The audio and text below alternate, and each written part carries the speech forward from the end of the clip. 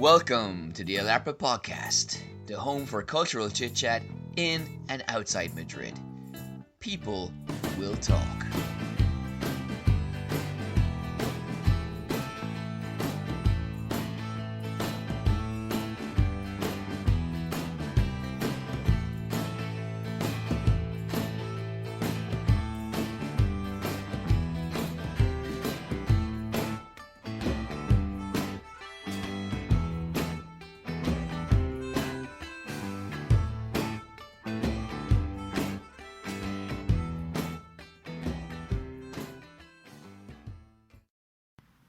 Welcome to the latest episode of the Ep4 podcast. Dr. Mary, thank you for joining us today on our roundtable discussion involving archaeological subjects. And you haven't told me how your sister reacted to the podcast that we released for the last episode, where she got lots of mentions and shout-outs. Well, I don't know if she's had a chance yet because we released it this morning.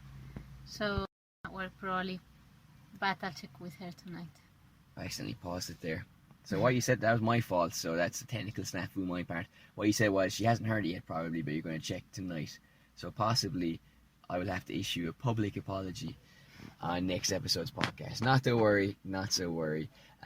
So we've been following a little bit of the John McCain thing.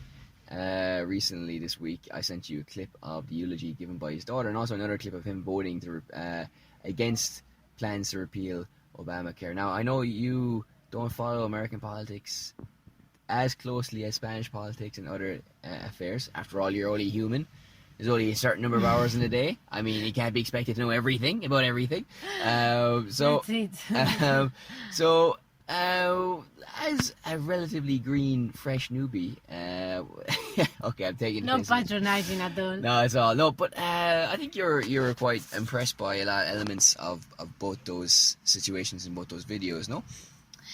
Yes, well, obviously, I mean, the video of the eulogy was very emotional, and to be honest, when you talked about, when you sent it to me, I said I seen like that line in the news about how she said that there was no need to make America great again because it was always great, and well, fair enough, I can understand why the news like picked on that. Because of like the saucy element of like directly addressing Trump with that. But I mean, there were many other elements to it, and I was quite happy that you sent it, because otherwise I wouldn't have watched the video.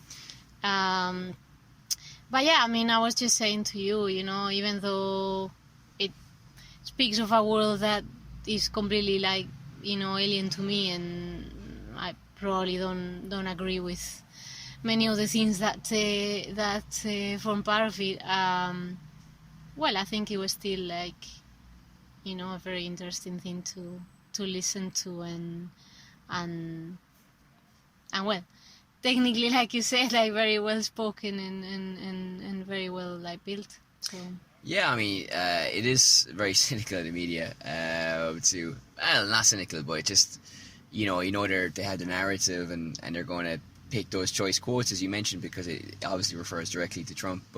And also, I guess it's very difficult to condense something as emotional and as in-depth as that 17-minute eulogy was into something coming close to a soundbite or to a clip that you'd show on a news segment. But yeah, and as a politician, of course, he does leave a complicated legacy, and like yourself, I wouldn't agree with everything that he did, but a lot of things going for him, a lot of things that the daughter mentioned about his principles and his vision of America, I think do hold up. And when he was in prison, he had the option of coming home early, but he didn't, because he wanted to leave when he was the last man left, basically, and all the men under his commands were for free first. So that's a person who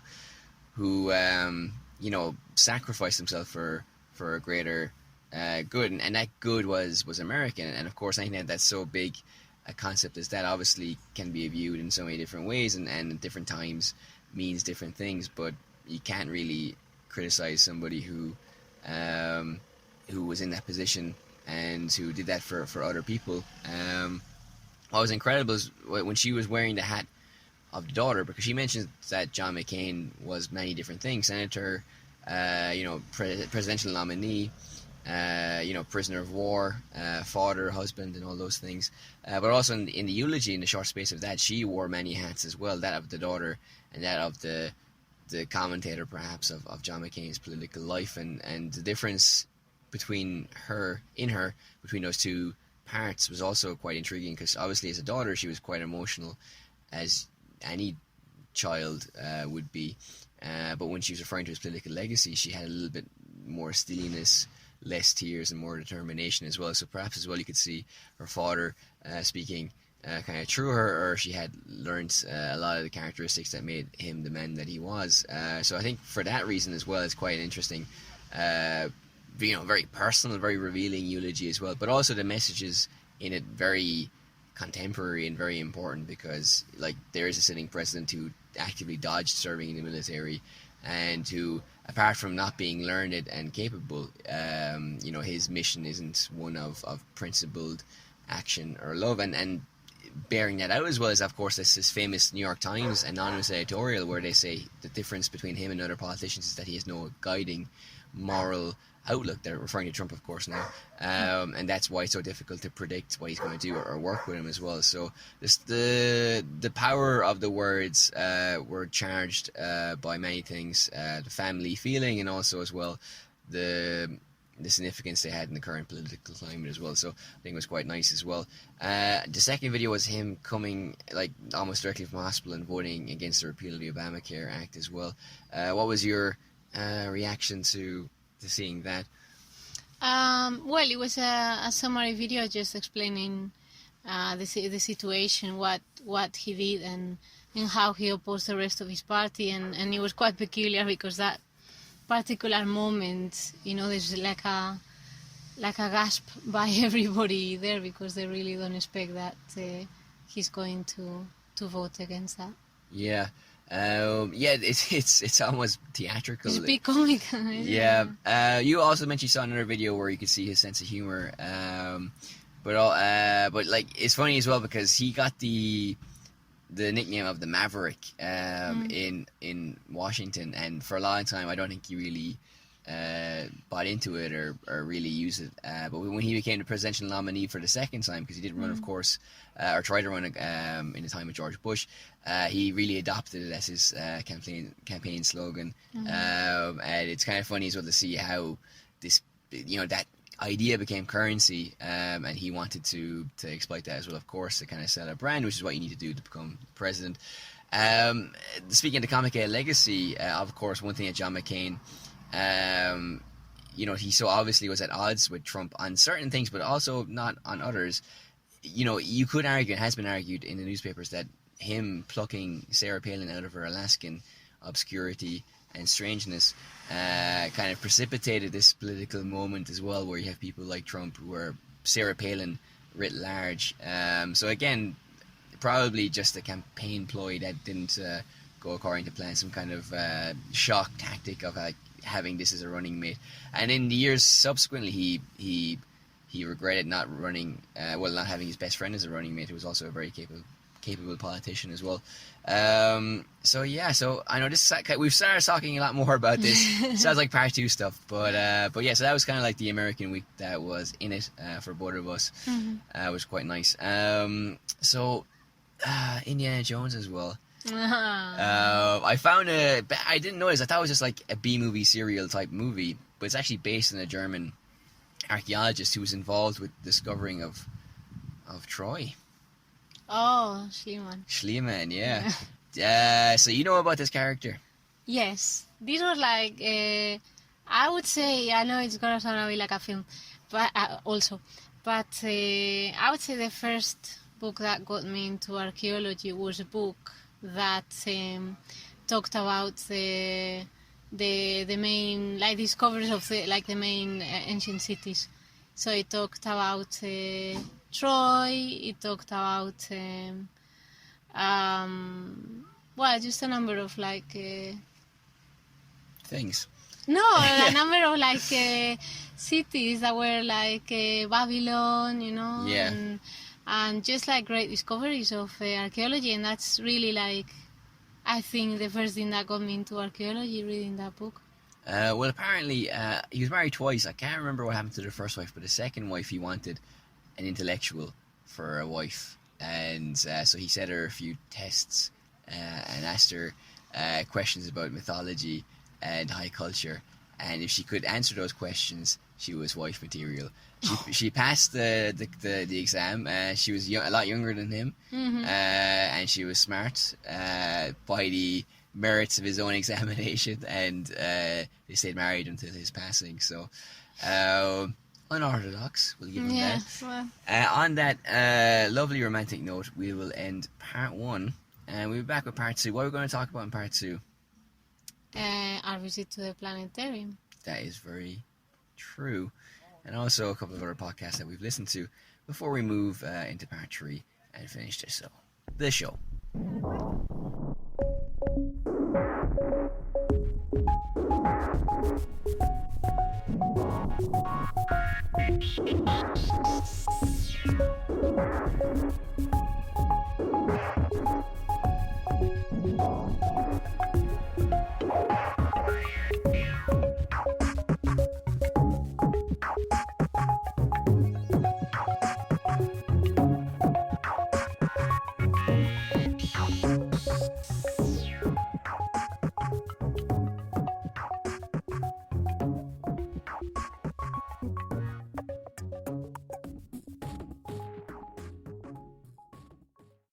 Psycho. Okay, thank you for calling me a psycho at the start of part 2 of the podcast. People are going to think this is staged, where you're saying something at the start of this part 2, but it actually just happens. This just happens all the time, yeah. Normally. You wouldn't make a sprinter because you would preempt the gun. That always used to happen to me. Well, I'm not surprised. Yeah. So there. All right then. So you're a failed long distance runner and a moderately successful podcaster. So in this part 2's parts, I'm going to talk about the observatory, all the space stuff, you know. Okay. So I've been there once before. This is my second time there, and the last time I was there, I didn't actually go to see anything in the auditorium. So this is our first together to see those space movies. And far better than the other time. Oh, of course, Because yeah. before you didn't see the movies. I didn't see it with you either, so it's like 10% more interesting. So anyway, so the videos were the main focus of that. So if you want to talk to us a little bit about part 1, the first video. Part 1 of the planetarium. Yeah. Maybe part 1 of the planetarium, a musical interlude, and then part 2 of the planetarium. Yes, yeah. Well, it was a bit like that, wasn't it? Yeah. The second part was far better than the first one, unlike us. Second video was far better than the first one. Yeah. No, yes. I like our parts, which are equally good. Our parts. Don't worry. Yeah, Let's not go into dodgy territory here. No, Jesus. Okay. So like video 1, that was called Spherium. Yeah, not good, not nice. We didn't like it because we went in there thinking it was gonna be a documentary about Earth and the sky and all this, that sort of thing that you see in the planetarium. And it wasn't. It was just this strange concoction. I was gonna say shit. About some creatures that I don't really know if they are in the future and then they go back and then they go back again and then they see dinosaurs and then... Well, it's a scientific movie. And it wasn't very scientific, really. Well, it's a sci-fi movie. Oh, wait, it's a sci-fi sci-fi movie. I movie. say. No, I told you because I explained it to you. Well, yeah, but I think you were just like, Being bit what? What? You were just giving a meaning to it. I mean, like you're too clever for your own good. You were actually saying something that made sense, but I don't think they really attempted to say that. Right. One, you're not going to see this, and so don't care about the spoilers. So the story, right, is that there's these. It's like this spinning space vehicle. It's basically 2001 Space Odyssey with dinosaurs, but you don't know they're dinosaurs until the end, and they're traveling through the galaxy, trying to find planets. It's like, oh, there's no life here. This is a lump of coal.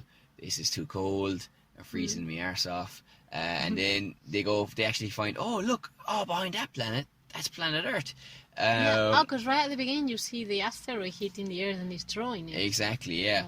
and they're very surprised. And what they do is like they land near Museum of Natural History and see these dinosaurs. Yeah. And then you kind of see them walk in and realize that they're dinosaurs too, and they're like, "Oh, it can't be. This is not possible." So what it basically is a pastiche. It's a kind of like a reference to Planet of the Apes, because the character in that movie realizes he's not on another planet; he's actually on Earth.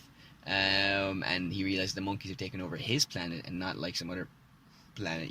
Big spoiler for anybody who hasn't watched Planet of the Apes. To be fair though, it's like a Charlton Heston movie from the 60s. So well, I haven't seen it. So. And they've remade it anyway with James Franco in the first one, and then Andy Serkis from Lord of the Rings fame playing Caesar, the gorilla or whatever, in the subsequent parts. Anyway, I digress. So obviously in this movie, it's not the same planet, but dinosaurs in this story evolved on separate planets, maybe more than two, but in the context of the story, we only know of two, and then they realize, oh my god, they evolved here as well, but then it was hit by an asteroid, but the protagonists were dinosaurs, their planet, they never experienced that, so they were able to evolve and become kind of human-like creatures in terms of having consciousness and talking and being explorers, but in dinosaur form, for example. That was a big reveal. Wow, I mean, I'm impressed. I've just understood it all in one go now. So also when I explained it to you in the auditorium. Yeah. Yeah. But now I have a more complete understanding. And I'm not taking the piss, it's just, honestly, like, when it starts getting, like, really weird for me, it's like, I switch off. I don't blame you. And then video 2, the second video was a lot more interesting because it was a bit more documentary style, and I was so embarrassed because you marched up to the ticket office and said, "Hey, I want my money back. That wasn't educational. Is the next one educational?" And the guy was like, "No refunds." And yes, it is. So we went to see the second one. Well, I think only 50% of that story is true. Yeah. So the second one, it was more education. It was more of a documentary. Yeah, far better, miles better. And it was about dark matter, which makes up a huge portion of the universe. They say it's the building blocks of the universe, but of course we can't see it because it's dark. Should be invisible matter more than anything else. But you were really affected by this, or impressed by it. What was your whole deal? Well, I think, it was even better after the other one, but all I was after was, like beautiful images and a scientific explanation of things that I didn't know, and that's what it was. So, I don't know, and then it was quite well explained. I think in the rest of the museum I was a bit disappointed because I didn't find it particularly like... There's not much there actually, really. Yeah, there wasn't much there. Not at all. But... Well, the upstairs part is a small gallery where you can see nice pictures of nebuluses or nebulae or these things. And then downstairs there's a section where you can see the Mars rover, which is chugging along. Pictures of Mars, which are quite nice, and then you go and see scientific things on Earth, such as like weather patterns and those things, and you can touch globes and see different experiments, and it's a bit more expansive. But in terms of the documentary, the second video, you were impressed by a lot of facts. No, you were impressed by the fact you have the observable universe, and then beyond that we can't observe it. Yes, he was just discussing how there's a lot more to the universe than we can see, and also that there are theories saying it expands forever after that, and other theories saying it expands to a certain amount. And then we were actually discussing whether, because I understood it expands infinitely, which I think is one of the theories, and then you were saying, well, it has to kind of like, then it has to be not non-linear, it has to be... Well, like a cylinder. Like a cylinder or something like that. Yeah. So then we weren't quite sure, so we'll Wikipedia that later. Well, no, I mean, again, we're not astronomers, but like they also mentioned in the video that there's no center of the universe, and I was like saying, how's that even possible? And you were like, well, if it's expanding, why would there be a center of the universe? But I think, imagine kilometer zero in the center of Madrid, the point from which all kilometers come in the from. world. No, just from Madrid or Spain. But like, if the city was expanding, the center would still be the center. Just the distances would expand relative to the center. No. If it was infinite, yes, but if it was a cylinder?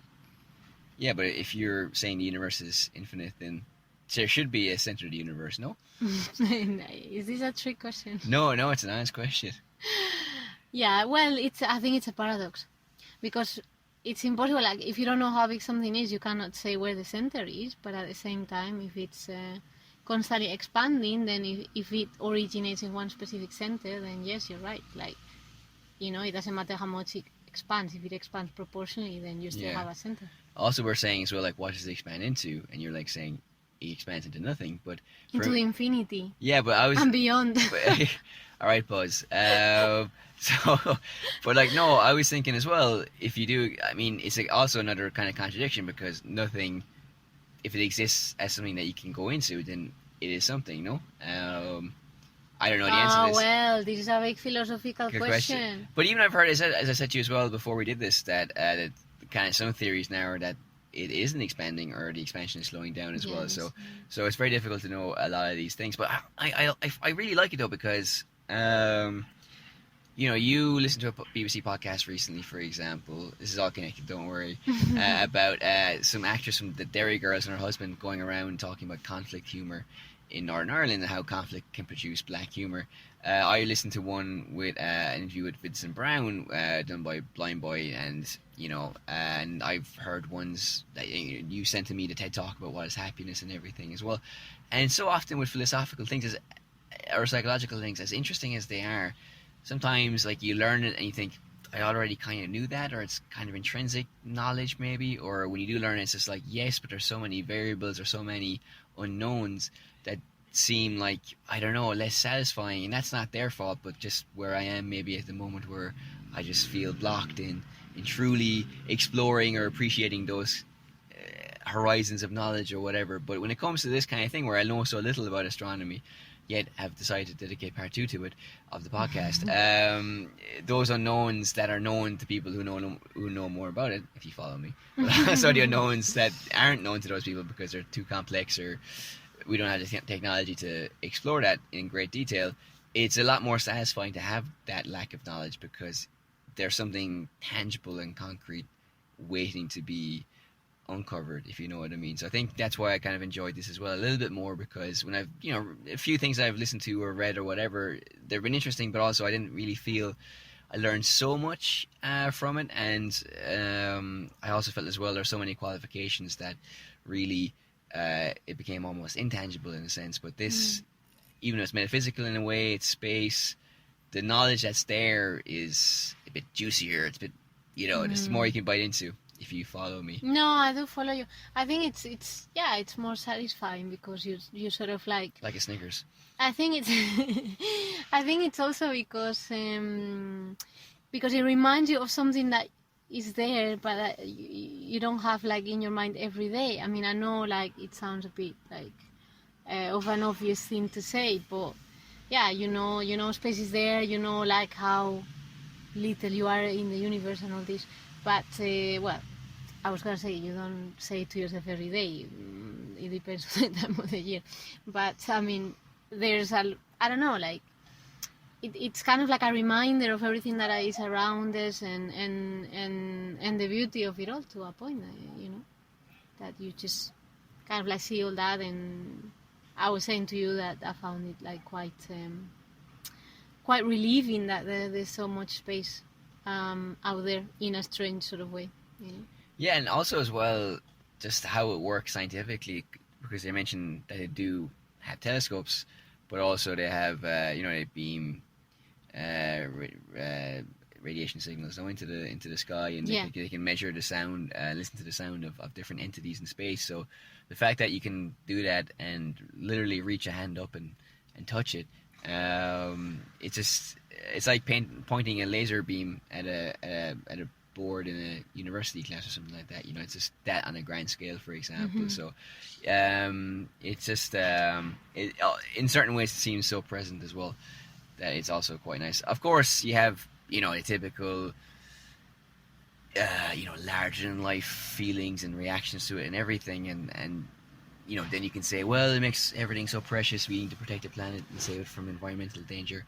But the thing is, as beautiful as it is, also there seems to be a huge disconnect between that and us, no? Because you even mentioned that we don't think about it every day, and whatever kind of grand lessons that can be learned from it, I think are also very easily forgotten. But it was a very nice place to go. I think it also gives you the feeling that things continue. I think that's probably another thing that I find, it's kind of like relieving in a way that it sort of gives you the feeling that things continue, like, regardless. That like just things just living themselves, like the universe. Yeah. So it's kind of like you don't really have to do anything. Well, it's interesting you say that, because I know we've mentioned in the previous podcast as well before, like, about reality, and we're discussing after another expedition, if you're looking at something, everything outside your field of vision doesn't exist. And yeah, it's an interesting philosophical argument, but space is proof that if there are no humans, it would still be there. And even though nobody would be making reference to it or aware of it, its existence is an existence in itself. So even though, again, philosophically you can argue if a tree falls in a forest, no one is there to hear it, does it really make a sound? But as I said in that podcast as well, like, it does. It does. But saying something, and that's also tying into as well, art for art's sake and everything as well. That if you produce something, it has its own intrinsic value without it necessarily having to find an audience or generating a lot of money, for example. So that it being so infinite, it means, I guess, that you can apply a lot of elements to things on Earth as well. So I don't know if I'm talking too much of the old BS there, but no, not at all. I mean, I think the listener will have to say we're both talking BS, but no, one second. Oh, that's a good hit. Do you want some? No, well, actually, that reminds me of the translation issue that we'll talk about in a different podcast.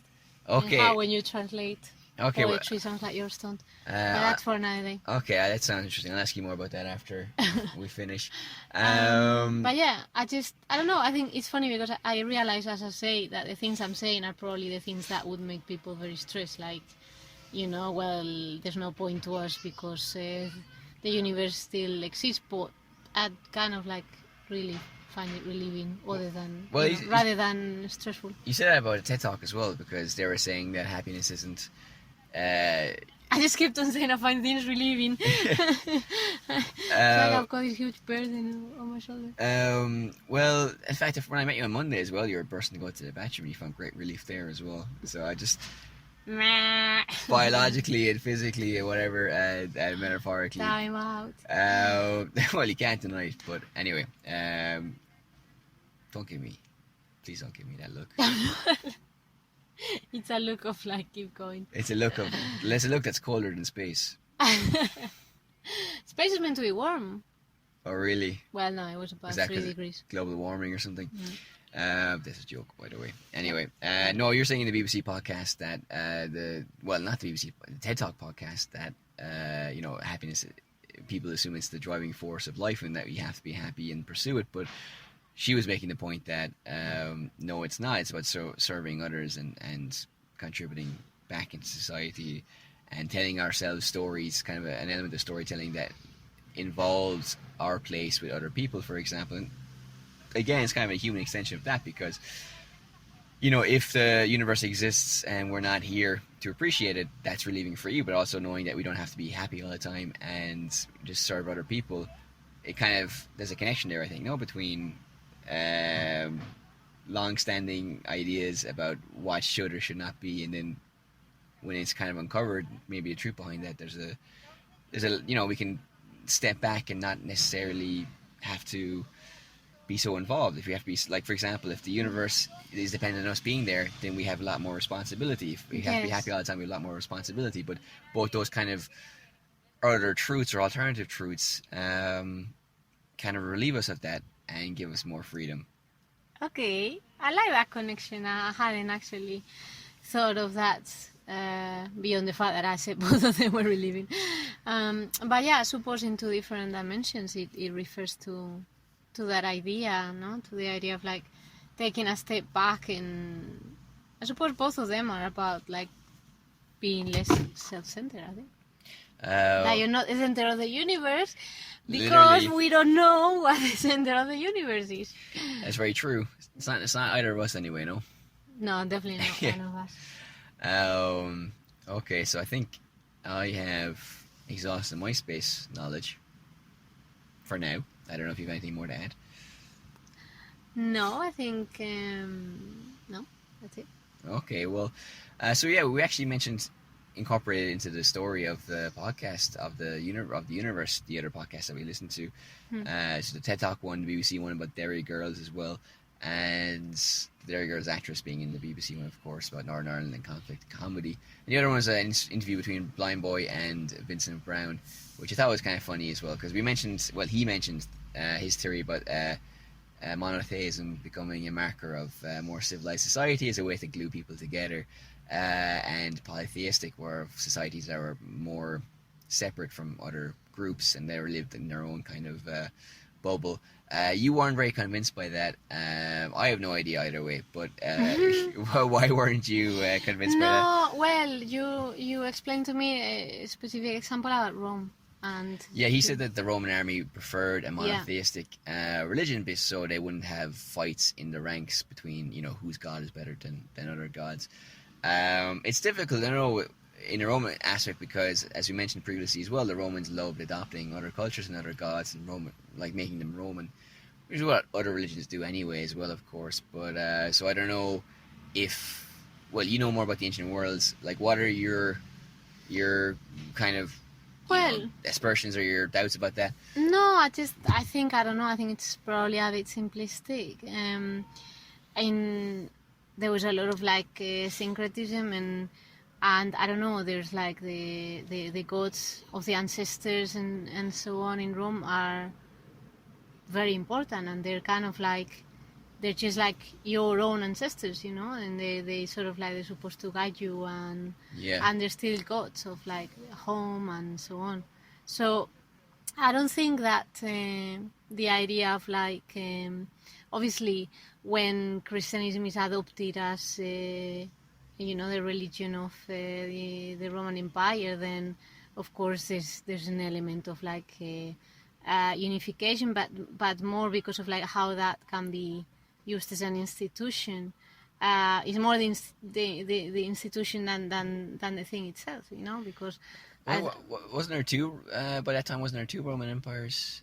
Yes, but the thing is, like, if we're talking precisely about that, I mean, the height of the Roman Empire doesn't occur by any means after like monotheism, like quite the opposite. Yeah, you know what I mean. So really, when that happens, is already like the late Roman Empire, and then it's split into Western and Eastern. Yeah. So I don't see like how that theory. But then again, I didn't listen to the whole argument myself. Well, it wasn't even because the podcast wasn't about that anyway. But again, I don't know whether it's true or not. But one thing I would say is that it would make sense from an imperialistic standpoint, because you do want a standardization of culture, and something focused on something manageable and sellable. So I think in that sense it probably would hold more water, because it's also interesting as well, because speaking of videos, as we did in part one of John McCain and his daughter, to one of my students I sent him a video of Malcolm X, and he came back from the Arabic world. I can't remember where he was exactly, but he came back with a beard because I think he was emphasizing his Islamic character. I'm not sure if he was always like Muslim or he came back from that trip having been converted on that trip. I'm not exactly sure, but a question was put to him about the beard. He goes, well, what you'll find is as African Americans exert their independence from white culture, you'll notice different ways of speaking, different hairstyles, and different ways of conducting themselves, for example. So if it wasn't typical for white men to have that particular beard or that Muslim beard, you would see maybe more African Americans doing that to differentiate themselves from the kind of imperialistic white dominated society. So in terms of the Roman in the Roman history and Christianity or monotheism, if we argue that yes, you want something concentrated in one single thing, when you want and we see people then breaking away from that, they diversify and become polycultural maybe, or they create many different strands of something that's defined by not being the base culture. So I don't know. Interesting connection perhaps, I don't know, but the long story short is nobody knows. I don't know if that monotheism thing or polytheism thing holds any water. So, I don't know. That was quite deep, and we've smoked a lot of wacky backy. So, shall we move on to... you have the giggles. Is that because that's something funny, or is that the other substance? But isn't this a substance in itself? The podcast? Yeah. Well, it is. We're only joking, by the way. We're not actually imbibing or partaking in anything. We're near the planetarium and speaking to the microphone. So, Yeah. you know, even though, you know, not the worst thing in the world. So, part 3's coming up. Anything else you want to say? No, let's just roll on to part 3. Okay. The roll. That's an interesting choice of words.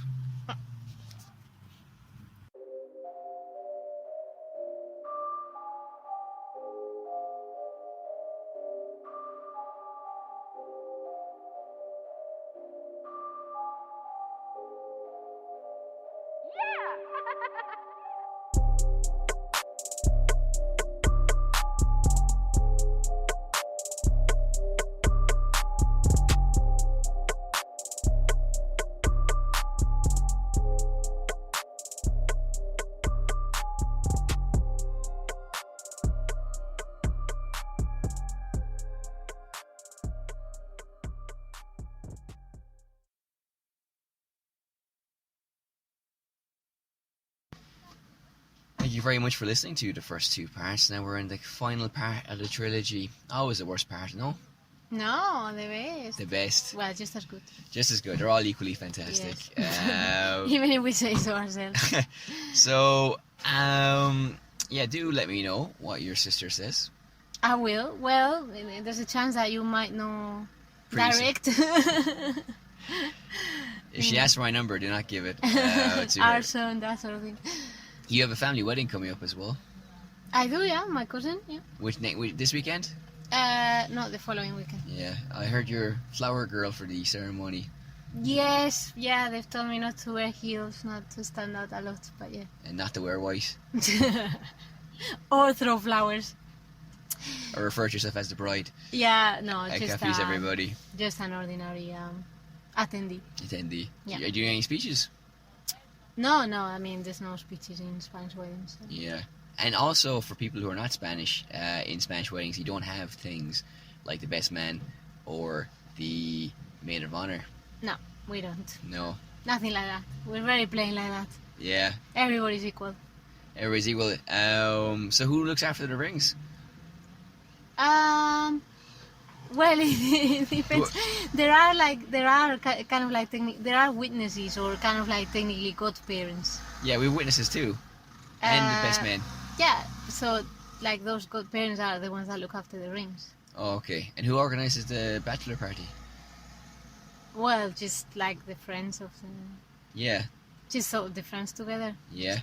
Well, I heard a story recently, right, of an Irish one back home where they just went to some other town, went to a pub to watch like all the matches that day, got so drunk that day that the next morning the guy who organised and the groom to be just woke up and left without telling anybody, and they're supposed to be there for the whole weekend. And they were? Supposed to be there for the whole weekend. And they just left it there. Yeah. Well, I have to say, just going and watching all the matches for one day doesn't sound like the most exciting bonding activity ever. No, but it sounds like what they used to do back in university, where you go and do that, or even for a typical weekend. So I think they weren't really thinking that much out of the box when it came to planning this. But when it comes to planning is very important. Like I told you, some Jehovah's Witnesses came to my door. Yes. I thought they were insurance salesmen at the start. Okay. They asked me if I was worried about the future. And I am worried about the future, about income and revenue. But if you like what we do, you can support us on Patreon. And listen to us on any app. It all makes it work well for us. But also in particular, you can listen to us on Radio Public. Because if you do listen to us on Radio Public, we get revenue from that. And that would also be very appreciated by us as well. And also coming up the weekend of the wedding on the Sunday, we are also recording. It's going to be a hell of a weekend. The weekend of the wedding is like in capital letters, the wedding. Yeah, I mean, I'll end up like going to bed at 4 o'clock in the morning, and then the following day I'll be filming fresh and... Yeah, we won't be on camera though, so... No. So who are we filming? We're filming an Irish dancing group. Well, we've talked about it in previous podcasts, but now finally It's happening. It's happening. They're playing in like the local fiestas, the local party for a neighborhood in Madrid, and we're just gonna head over there, have a chat with them, and just do a bit of filming and watch the show.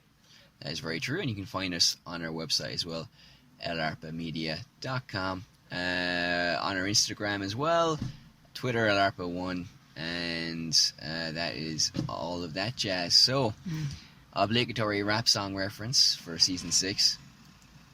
Does it have to be a new one? No, you can pick an old one.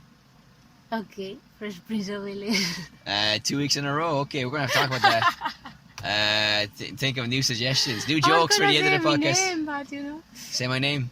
Eminem, I was gonna say. Oh, Eminem, sorry. Yes. Yeah. Yes. Ooh, Okay. Who, to bring it back to the first part, dropped the secret album last week, which takes in Last Laugh by Trump. So there. Wow. On that note, I think we can only say bye. Actually, I had like 5 more minutes of content, so I was going to go into very deep things there. But okay then, good luck. Bye.